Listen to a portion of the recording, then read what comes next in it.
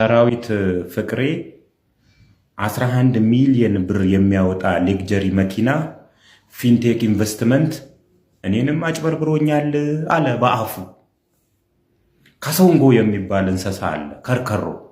በእርግጥ ስሙ ካሶንጎ አይደለም፣ እነግራችኋለሁ ስለ ካሶንጎ። ይሄ እንስሳ ዱሩ ውስጥ ካሉ እንስሳዎች ሯጭ ከሚባሉት አንዱ ነው። የሆነ ኢንጂን ፓወር የተገጠመለት እንስሳ ነው የሚባለው። ጭሮ ነው የሚነሳው፣ ማንም አይደርስበትም። ችግሩ ምን መሰላችሁ? አንበሳም ሆነ ነብር ከኋላ እያባረረው እየሮጠ ድንገት የሚሮጥበትን ዓላማ ይረሳና ይቆማል። ያን ጊዜ በሚያባርሩ ጠላቶቹ ይያዛል። እንደዚህ ነው የሆነው። እነዚህ ሰዎች ሰብሰብ ብለው ፊንቴክ ኢንቨስትመንት ትክክለኛ ካምፓኒ ነው፣ ትክክለኛነቱን ስላወቅን ነው እኛ ማስታወቂያ የሰራንለት ብለው መስሪያ ቤቱንም ራሳቸውም ነፃ ሊወጡ እግረኛው ሚዲያ ላይ ቀረቡ። ድንገት የሩጫቸውን ዓላማ ረሱትና ራሳችንም 11 ሚሊዮን ብር የሚያወጣ መኪና ተበልተናል እስከ ማለት ደረሱ ማለት ነው። ስለ ካሶንጎ ልንገራችሁ። ካሶንጎ ከርከሮ አይደለም። ካሶንጎ ከኮንጎ ወደ ናይሮቢ ኬንያ ከተሰደዱ የኮንጎሊዝ ሙዚቀኞች መካከል አንዱ ነው። ካሶንጎ ከሙዚቃ ቡድኑ መካከል ድንገት ይጠፋል።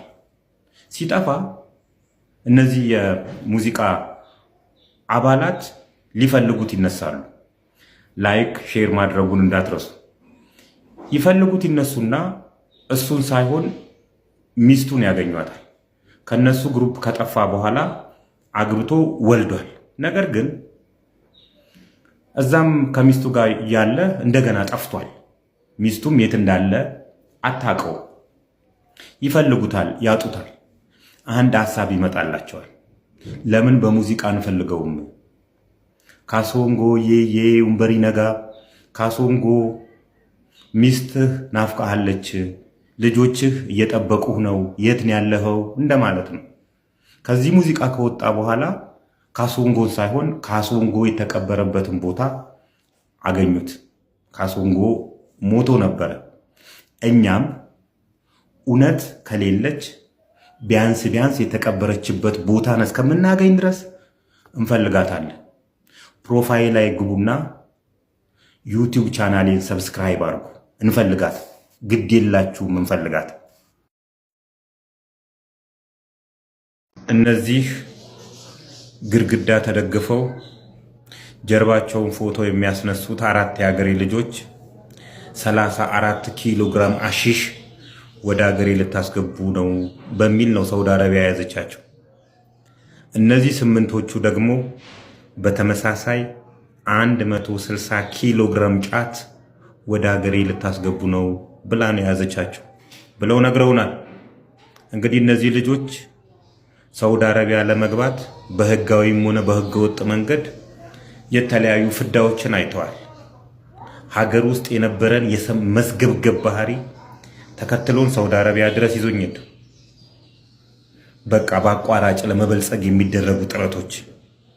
እንግዲህ ሳውዲ አረቢያ በእንደዚህ አይነት ወንጀሎች ላይ የማያዳግም የሞት ፍርድ ነው ስትፈርድ የነበረው፣ የምትፈርደውም ጭምር። ይሄንን እያወቅን ምን ያህል መስገብገብ ነው? አርፈን አንቀመጥ። እኔ ለወደፊቱ ሀገራችንን ያሰጋታል ብዬ የማስበው እንደዚህ አይነት ወንጀሎች ናቸው። ምክንያቱም የሀገራችን ትላልቅ ባለስልጣን የነበሩ ሌቦች ልጆቻቸውን ቢያንስ በሰረቁት ብር ቢዝነስ ሰርተው እንዲኖሩ አላደረጓቸውም። 34,000 ዶላር ነው በወር ማጠፋው አይነት ወሬ የሚያወሩ ናቸው። አባታቸው ከሼልፍ ላይ ዲግሪን ማስተርስን በቀላሉ ሲያነሳ ያዩ ልጆች ናቸው። ስለዚህ ስለ ትምህርት ምን የሚገባቸው ነገር አይደለም። አባታቸው የሰረቀው ብር አንድ ቀን ያልቃል። ባለቀ ሰዓት እነሱ ይህንን ብር የተለያዩ አሽሾች ተለማምደውበታል። ስለዚህ ወደ ሀገራቸው መጥተው ወይም ደግሞ ባሉበት ሀገር ላይ እንደዚህ ልጆች ልምምድ ማድረጋቸው አይቀርምና ሌብነት እንደዚህ አይነት ተጓዳኝ ውጤቶችም ይዞ ይመጣልና ባላችሁበት ባትስገበገቡ። በተለይ ሳውዲ አረቢያ አካባቢ ያላችሁ ሰዎች ባትስገበገቡ መልካም ነው።